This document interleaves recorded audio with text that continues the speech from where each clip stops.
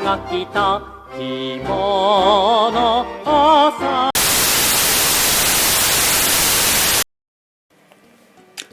Hi guys, RGI here and welcome to some anime figure unboxing. If you're new here, then welcome to some anime figure unboxing with me, Rock God Itachi.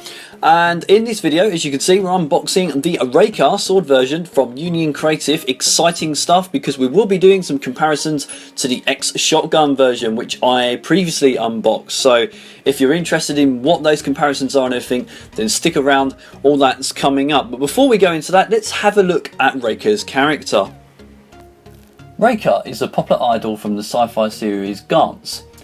Being sucked into the bizarre world of aliens and advanced technology, she soon finds herself adorning the Gantz suit and fighting despite the fact she doesn't want to. Both of these figures are from a poster from the Gantz O film, a CG film based on the Osaka arc from the original manga.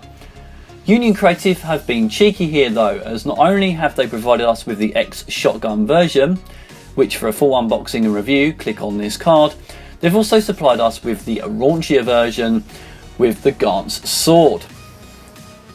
Let's have a look at the packaging. As you can see, apart from a change of colour and a few different photos, there's nothing different here to the original. Same windows, same box inlay and same style writing. Disappointed really, as this is the special version, so different packaging would have been nice to see, but I can see why they didn't push the boat out on this one.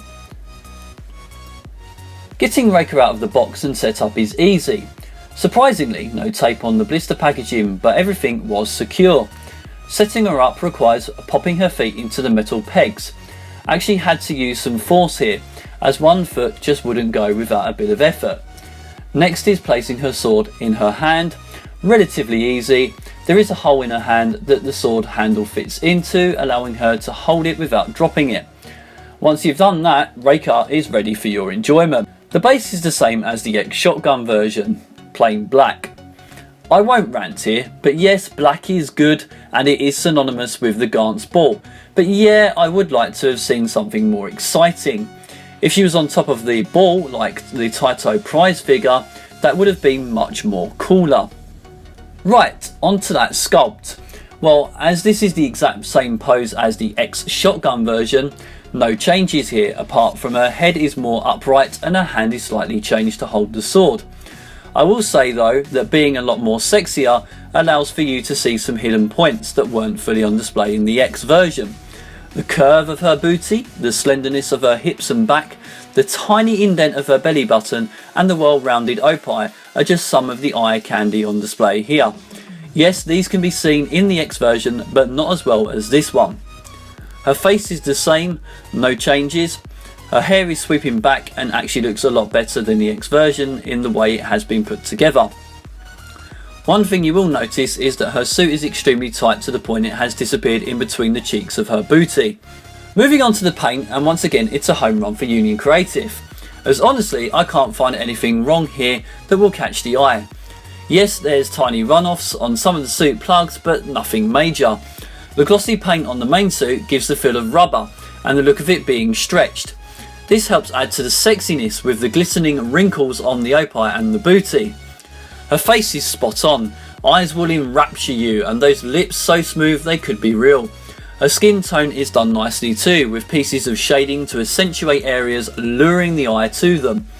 Her tights are well done too, with a colour transition in them which adds to her appeal. Down to those shoes, and the shininess continues, almost looking like they want to light up as the blue glistens in the light.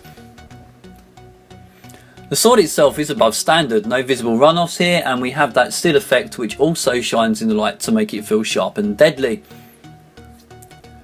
As mentioned with the X version, one major drawback on this figure is that there is a lot of black, which means she is a dust magnet. So if you do buy her, be sure to display her in a cabinet if possible, as she will get dusty very quickly.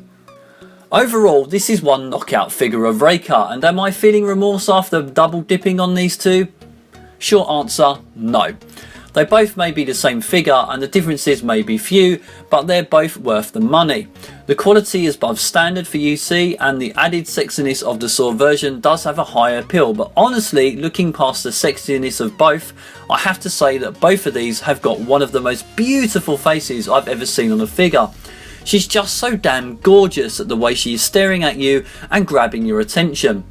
Seriously, if you love sexy figures, then buy this one. But if you want to buy a more subdued version, then go for the X version.